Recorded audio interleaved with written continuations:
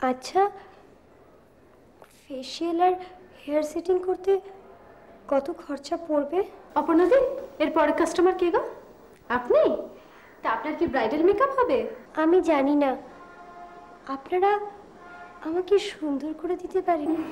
তুমি তো খুব সুন্দর, আবার সুন্দর হতে যাবে কেন?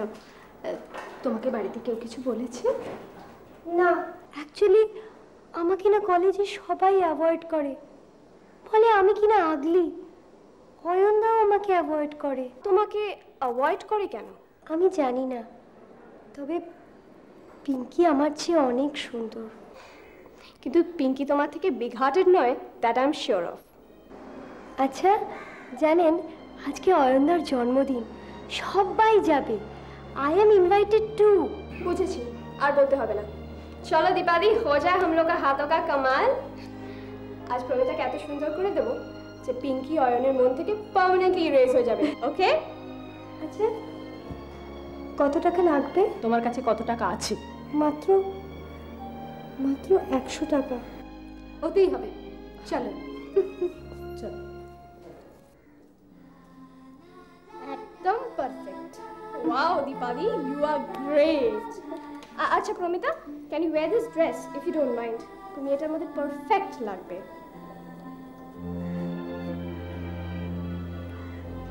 কি সুন্দর! আমার না জানো তো এই ধরনের কোনো জামাই নেই। সত্যি কথা বলতে আমার কোনো ভালো জামা নেই। দেখো, এটা পরে তোমাকে ঠিক সিন্ডারেলার মতন লাগবে। আর আজ অয়নের জন্মদিনের পার্টির পর রাজপুত্র তোমাকে পাগলের মতন খুঁজবে, কিন্তু তোমায় পাবে না। আর যখন তোমায় পাবে তখন তুমি শুধু তার। But remember, don't trust this men, okay? এই, তুই আবার শুরু করেছিস?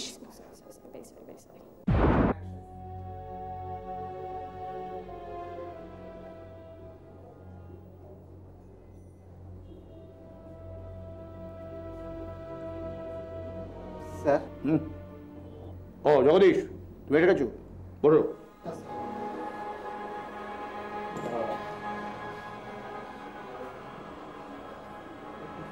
স্যার, ওই খুনের ব্যাপারটার কোনো কিনারা হলো স্যার? মোটামুটি আমাদের এই সন্দেহের তালিকায় এখন আমরা শুধু দুজনকে মাত্র রেখেছি। নিশ্চিন্ত হলাম স্যার। সেদিন রাত থেকে তো আমার টেনশনে ঘুমই হচ্ছিল না স্যার। আপনি আমাকে বাঁচালেন। বাঁচলে না, যে দুজনকে সন্দেহ করা হচ্ছে তার মধ্যে একজন হচ্ছে তুমি। আমি? স্যার, স্যার আপনি বিশ্বাস করুন স্যার, স্যার আমি ভীষণ গরিব স্যার। স্যার আমি জীবনে একটা আরশোলা পর্যন্ত মারিনি স্যার। আরশোলা ঘরে ঢুকলে না আমি সেখান থেকে ভয়ে পালিয়ে যাই স্যার। স্যার আপনার এই ধারণা কি করে হলো স্যার? পা ছাড়ো, পা ছাড়ো। আপনি যতক্ষণ না ওই সন্দেহের কাঁটাটা অন্যদিকে ঘোরাবেন ততক্ষণ আমি আপনার পা ছাড়বো না স্যার। কাপুরুষ কোথাকার, গেট আপ, গেট আপ। যাও, সিট দে, যাও, যাও, ওখানে বসো। শোনা ঝগড়া, আমি যদি মনে করি তাহলে তোমাকে দমদম সেন্ট্রাল জেলের একটা কালো কুঠুরিতে 14 বছরের জন্য চালান করতে পারি। সুতরাং তুমি আমাকে সত্যি কথাটা বলো, খুনটা তুমি করেছো না করোনি? বিশ্বাস করুন স্যার, আমি না জীবনে ওই দত্ত কাকিমার বিশ্বাস ছাড়া আর কিচ্ছু খুন করিনি স্যার। আসলে ওই কিলিং ইনস্টিংক্ট বলে ব্যাপারটা তো আমার ভেতরেই নেই। হ্যাঁ স্যার, ওই জন্য না আমার জ্যাঠা খালি বলতো তোর দ্বারা কিচ্ছু হবে না। স্যার, স্যার আপনি আমাকে বাঁচান স্যার। কেউ না আমাকে ফাঁসাবার চেষ্টা করছে স্যার। কে তোমাকে ফাঁসাবার চেষ্টা করছে? বললে তো আবার আপনি রাগ করবেন। না, করবো না। তুমি নির্ভয় বলো, কে তোমাকে ফাঁসাবার চেষ্টা করছে? দত্ত কাকিমা স্যার। দত্ত? হ্যাঁ স্যার। স্যার ওই আপনি সেদিন বাড়ি থেকে চলে আসার পর না উনি কিরকম যেন পাল্টে গেছেন। হ্যাঁ, ওই আমি না এখন বাজার থেকে যদি 2 পয়সা বেশি সরিয়ে ফেলি তাতেও উনি দেখি আর কিছু বলেন না। হ্যাঁ, কিরকম যেন একটা অন্য মনস্ক হয়ে থাকেন জানেন। আর কি যেন একটা খোঁজেন। খোঁজে? হ্যাঁ স্যার, খালি খোঁজে।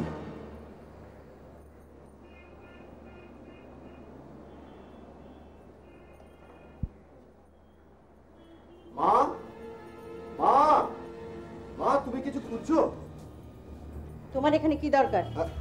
দরকার মানে দরকার তো একটু ছিল। ঠিক আছে, তুমি যখন কাজ করছো আমি পরে কথা বলবো। না না, এসেই যখন পড়েছো বলে ফেল।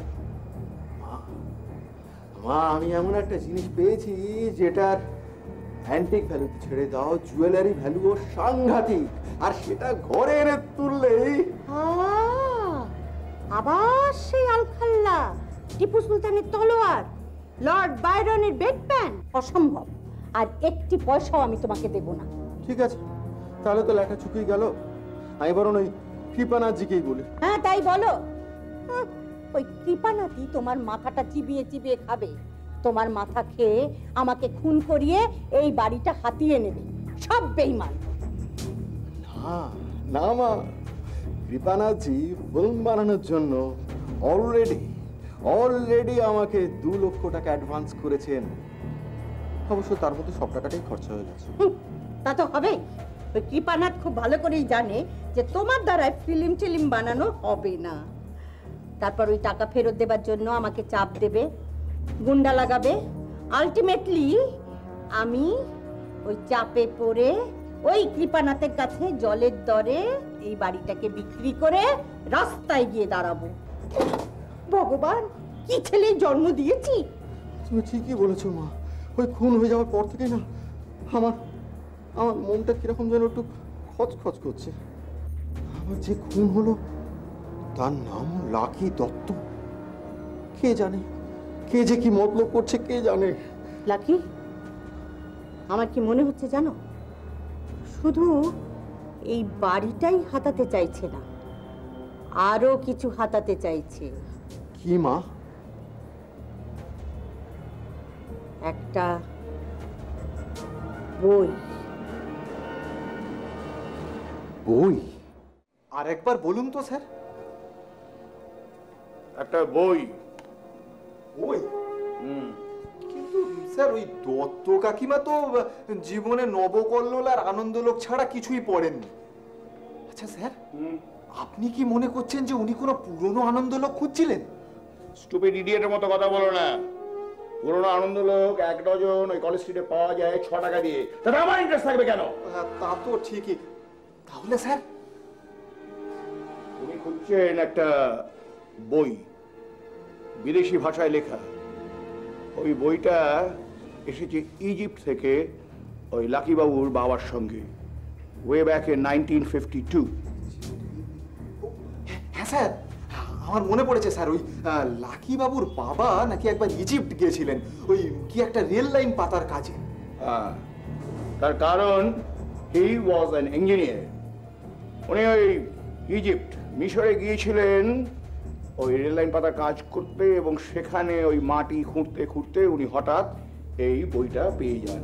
এটা একটা অত্যন্ত দুর্মূল্য দুষ্প্রাপ্য বই। তো বইটা এখানে আসে 1952-তে। তারপরে 1952 ডিসেম্বরে উনি একটা ডায়েরি করেন ভবানীপুর থানাতে যে সেই বইটা নাকি ওনার বাড়ি থেকে চুরি গেছে। স্যার, তাহলে তো আপদ তখনই গেছে। না, আমার ধারণা সেই বইটা এখনো ওই দত্ত বাড়িতে আছে। ওই যে ডায়েরিটা করা হয়েছিল সেটা একটা ফলস ডায়েরি, যাতে ওই যারা বইটা সম্পর্কে ইন্টারেস্টেড তারা আর কোনো রকম খোঁজ খবর না নেয়। জল তেষ্টা পেয়েছে স্যার।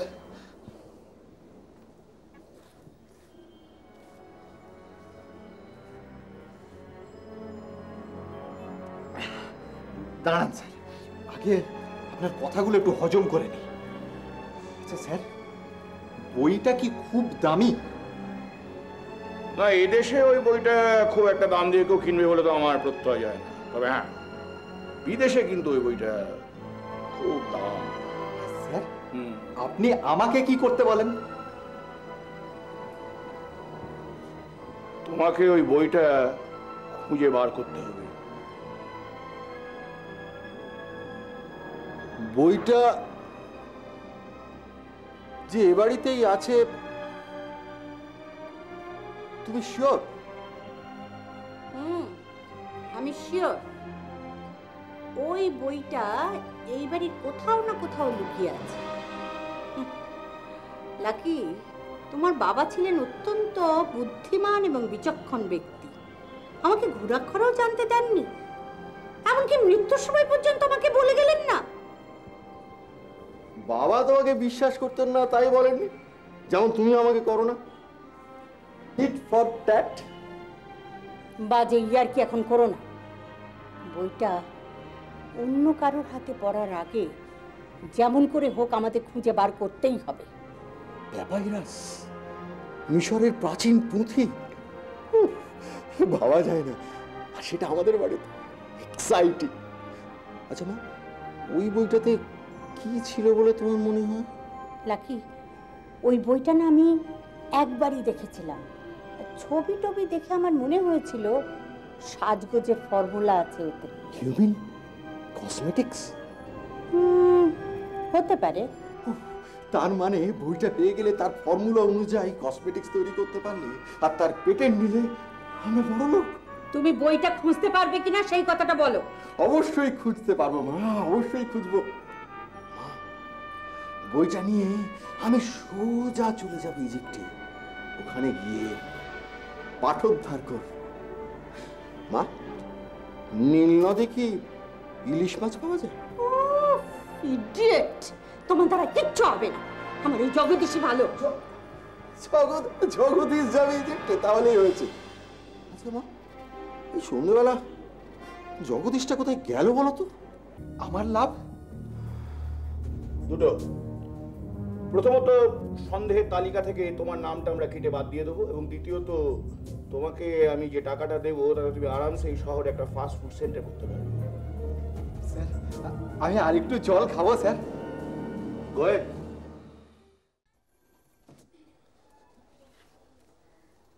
মা, ও মা, কি হলো? গত মাসে তো দুখানা শার্ট কিনলাম, কোথায় গেল বলো তো? খুঁজে দেখো, এখানেই কোথাও আছে। খুঁজে পেলে তোমাকে কি আমি ডাকতাম? তাহলে লন্ড্রিতে আছে, গিয়ে নিয়ে এসো। এখন সেই লন্ড্রি ঘুরে এসে আমার অফিস বেরোনোর সময় আছে। তাহলে অন্য জামা পরে যাও। আজকে একটা অফিসে ইম্পর্টেন্ট মিটিং আছে, ওখানে যা ইচ্ছে তাই পরে যাওয়া যায় নাকি? তাহলে যা ইচ্ছে তাই করো, আমি জানি না। নিজের জিনিস নিজেকে একটু দেখে শুনে রাখতে হয়। নাও চাটা ধরো, আমার আবার ওদিকে এক গাদা কাজ পড়ে রয়েছে। এটা আবার কি? আবার কি হলো? চায় এক গাদা চিনি দিয়েছো, কালই তো 250 টাকা কেজিরই আমি চা কিনে দিলাম। কি হয়েছে কি তোমার আজ শুনি? রোজ তো এই চাই খাও। না, এই চাটা একবারে ঠিক হয়নি। ও, ঠিক হয়নি? আচ্ছা, বউ নেই বলে আমাকে হেনস্থা করছো? দেখো, দীপা কিন্তু জবরদস্ত চা বানাতো। তাহলে বউকে তাড়ালে কেন? আমি আমার কথা তাড়ালাম? তোমার সাথেই তো বনিবনা হতো না, তাই তো তুমি। কি? আমার জন্য তোমার বউ এই বাড়ি ছেড়ে চলে গেছে? তোমার বাবা বেঁচে থাকলে তুমি আমার সঙ্গে এইভাবে কথা বলতে পারতে। হে ভগবান, তুমি আমাকে উঠিয়ে নাও, আর ভালো লাগে না। আচ্ছা, তুমি এত ইমোশনাল হয়ে পড়ছো কেন? তোমার তো এই ইমোশন ব্যাপারটা একদম ছিল না। বুঝেছি, মা, সবকিছুই এখন তোমার খারাপ লাগে। মা, মা, তুমি এত ইমোশনাল হয়ে পড়ছো কেন? মা, বুঝেছি, মার সবকিছুই এখন খারাপ লাগছে। আমি কালই জয়িতার ওখানে চলে যাব। You mean Singapore? হ্যাঁ, সিঙ্গাপুর। আমার সেটাই ভালো। মা, মা, তুমি আমাকে ভুল বোঝো না। দেখো, দীপাকে তো আমি বিয়ে করে এই বাড়িতে এনেছিলাম, আর তুমি তো সবই জানো মা যে ওর বাড়িতে একদম মত ছিল না। ওর বাবা মা দুজনেই নামকরা ডাক্তার, অথচ তখন আমি চাকরিতে অ্যাপ্রেন্টিস মাত্র। আর ও তো তোমার ভরসায় বাড়িতে ছিল। আর এখন কিভাবে দিন কাটাচ্ছে জানো? ও একটা লেডিস হোস্টেলে। কিরকম পুরুষ মানুষ বাপু তুমি? নিজের বউকে ফিরিয়ে আনতে পারছো না? আমি ফিরিয়ে আনলে তুমি আবার কোনো গোলমাল পাকাবে না তো? কি? আমি গোলমাল পাকাবো? মানে? মানে হচ্ছে কি জানো, আমি কি বলছি জানো, মানে ওর বিউটি পার্লারের ব্যাপারে তুমি আবার কোনো আপত্তি তুলবে না তো? তার কারণ ও যে ধরনের বিজনেস করে তাতে ওকে ওই সালোয়ার কামিজ বা জিন্স পরতে হয়, এতে ওর কাজের সুবিধা হয়। সালোয়ার কামিজ চলতে পারে, কিন্তু জিন্স একদম চলবে না। ভেরি গুড, তার মানে তুমি রাজি। আমি আজকেই কিন্তু ওকে নিয়ে আসছি। এই যে শোনো শোনো, আজকে কিন্তু বউকে নিয়েই এসো, কারণ আজকাল আর মায়ের রান্না তোমার মুখে রুচছে না, চায়ে চিনি বেশি লাগছে, তারপরে জামা কাপড় খুঁজে পাচ্ছ না। বউকে নিয়ে এসে মাকে একটু শান্তি দাও। তাছাড়া আবার কি?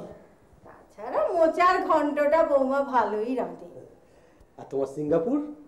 সিঙ্গাপুর আপাতত cancel. Thank you ma'am. Ma'am? Ma'am আবার কি? বেয়াদবি আমি একদম বরদাস্ত করতে পারি না। যাও, তৈরি হয়ে শিগগির অফিসে যাও।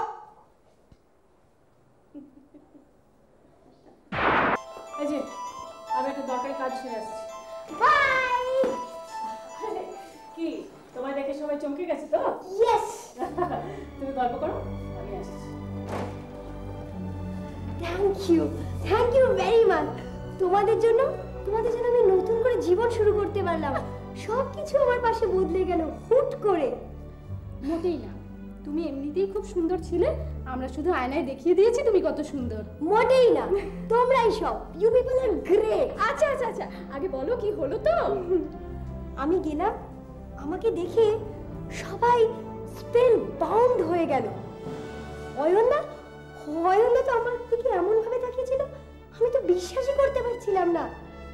I really felt he was proud of me. আর ওই পিঙ্কি যে সবসময় অয়নদার সাথে ঘুরতো, সে তো আমাকে দেখে জেলাসিতে মরেই গেল। হ্যাঁ, একেবারে fuse. Anyway, thanks a lot for everything. তোমাদের ড্রেসটা মাকে দেখিয়ে আমি তোমাদের ফেরত দিয়ে যাব। Thanks again. ঠিক আছে, চলো আমরা একটু গল্প করি। এসো, চলো। ব্যাস, এটি আমার মেয়ে কাউকে কিছু না বলে ক্রেডিট কার্ডটা বাগিয়ে নিয়ে শিলিগুড়ি ছেড়ে ভাগলো। আমি কাগজে বিজ্ঞাপন দিলাম, একটা প্রাইভেট ডিটেকটিভ এজেন্সির সঙ্গে যোগাযোগ করলাম, বাট নো রেসপন্স। নেহাত রজত নিজের থেকে এই রেসপন্সিবিলিটিটা ঘাড়ে করলো, তাই আমি এখন একটু ভরসা পাচ্ছি। হ্যাঁ হ্যাঁ, সমস্যা আপনি কিচ্ছু ভাববেন না, রজত যখন দায়িত্ব নিয়েছে ঠিক একটা ব্যবস্থা করে দেবে। হ্যাঁ, তার আগে এই প্রথম ব্যবস্থাটা কি করে সেটা একটু দেখি। তুমি বাবা একটা ভালো দেখে হোটেলের ব্যবস্থা আমাদের জন্য করে দাও। হ্যাঁ, তারপর দেখবে আমি নিজে মিলিকে খুঁজে তারপর আপনি রজতের উপর এত ভরসা করছেন, তা ভালো, কিন্তু আমার মনে হয় রজত অন্য কোনো মেয়ের সঙ্গে ঘোরাফেরা করছে। তাই নাকি? মেয়েটা কে? ও বিউটি পার্লারে সাজায় টাজায় একটা মেয়ে, অবাঙালি। রজতের মতন অন্য একটা সুন্দর ছেলেকে কি করে জোটালো বলুন তো মেয়েটা? কি যেন বেশ নাম মেয়েটার একটা, সরিতা বোধ হয়, জানেন? ও সরিতা, তাই বলো। আপনি চেনেন? না না, আমি চিনব কি করে? চিনি না। ও ভালো। আসলে জানেন, আমারও ভীষণ ভয় ভয় করে। আমার উনি ওই বিউটি পার্লারের বাড়িটাতে খুব যাতায়াত করে। অবশ্য ব্যবসার কাজেই যান, কিন্তু পার্লার টার্লারের ব্যাপার বলা তো যায় না কি হয় কখন। না না, বিউটি পার্লারের মেয়েরা খুব ভালো হয়। আপনি জানেন কি করে? জানবো আর কি করে, তবে তুমি ভেবে দেখো, মাত্র 5 মিনিটে যারা মানুষকে সুন্দর করে তোলে, তারা কখনো খারাপ হতে পারে? হ্যাঁ, তা ঠিক। শোনো, তুমি কিন্তু একদম চিন্তা করবে না, আমি খুব নিশ্চিন্ত হলাম মা। চিন্তা হবে না। মেয়েটা কতদিন হলো বাড়ি ছেড়ে গেছে বলো দেখিনি? এরপর ওই শিলিগুড়িতে চুপচাপ হাত পা গুটিয়ে বসে থাকা যায় না না, কিন্তু মেশমশাই আপনি চিন্তা করবেন না, আপনি ঠিক যেরকম চাইছেন সব সেইভাবেই ব্যবস্থা হয়ে যাবে। যাকে তো আমরা হোটেলে যাচ্ছি কখন? ও আসলে ওই একটু অল্প জল খাবারের ব্যবস্থা হচ্ছে, ওটা খেয়েই আমরা সবাই বেরিয়ে পড়বো। হ্যাঁ, বাই দ্য ওয়ে, আপনারা এখানে কতদিন থাকার প্ল্যান নিয়ে এসেছেন? কতদিন? হ্যাঁ, কোনো হিসেব নেই তো। তুমি এতক্ষণ তাহলে শুনলে কি? তোমার বন্ধু কি কানে কম শোনে বাবা? হ্যাঁ, দেখো বাবা, তুমি লজ্জিত হও আর যাই হও, আমি তোমাকে একটা সোজা কথা খুলে বলি, এবার আমি নিজে মেয়েকে খুঁজে বার করে তোমার সঙ্গে তার একটা ব্যবস্থা করে দিয়ে তারপরে কিন্তু বাড়ি ফিরবো। কি ঠিক আছে? হ্যাঁ হ্যাঁ